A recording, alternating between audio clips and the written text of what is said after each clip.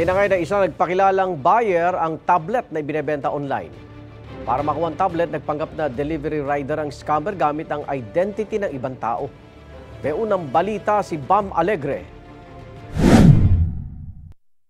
Kuha sa CCTV footage nito ang pag-pick up ng isang delivery rider sa isang tablet sa Santa Ana, Maynila. Ito na rin ang huling pagkakataon na makikita ang item dahil scammer pala ang lalaking kumuha nito. Ayon sa salaysay ng biktimang si Jack, January 22 na magkaroon ng buyer ang ibinebenta niyang tablet. Nag-video call pa sila ng buyer at 18,000 pesos ang napagkasunduan nilang presyo ng item. Gusto raw ng buyer siya mag-book ng delivery rider para makuha ang tablet.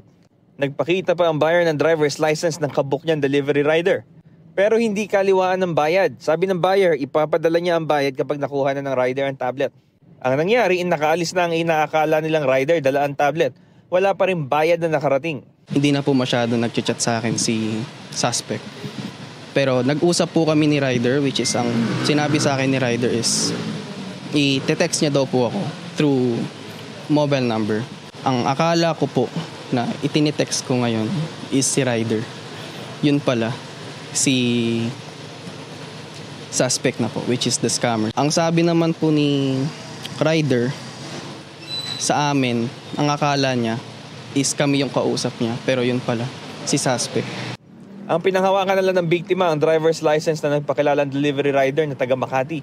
Nagpunta ang biktima sa barangay at doon nakausap ang isang kagawan na kakilala umano ang delivery rider. Natawagan ng kagawan ang number na binigay ng nagpakilalang delivery rider. Humingi pa ng panggas ang delivery rider para raw isauli ang item kaya binigyan pa nila ng 400 pesos gamit ang online payment. Pero wala pa ring rider na dumating, wala na ang tablet, wala na rin ang gas money. Naghinala ng kagawad kaya pinuntahan na kinabukasan ng delivery rider sa address niya mismo sa Makati nang makausap ang mismong rider na may-ari ng ID. Sabi hindi naman din daw umuwi dito. Ngayon nung sila naman nag-investigate, nalaman na hindi naman siya lumalabas ng bahay yung nasa picture ng license. Doon namin nalaman na parang scam.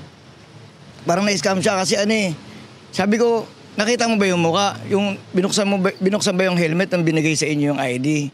Sabi, hindi. Bali, sabi ko baka parang na-scam yata kayo . Ginamit ng scammer yung picture nung kakilala ko. Kasi nung pinuntahan namin yung kakilala ko, hindi naman daw siya lumalabas ng bahay. Nagkausap ang biktima, totoong rider na may-ari ng ID. Na-block na rin daw si Jack ng buyer scammer kaya nireport niya na rin ito sa Manila Police District at Cybercrime Unit ng PNP sa Camp Crame. Mahalagang aral para sa kanya na dapat kaliwaan ang mga ganitong transaksyon. Alam kong marami ka na nabiktima at hindi lang ako.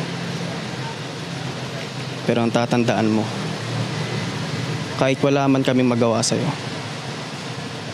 pero bahala ng Panginoon sa'yo kung anong gagawin sa'yo. Ito ang unang balita, Bam Alegre para sa GMA Integrated News. Igan, mauna ka sa mga balita, mag-subscribe na sa GMA Integrated News sa YouTube para sa iba't ibang ulat sa ating bansa.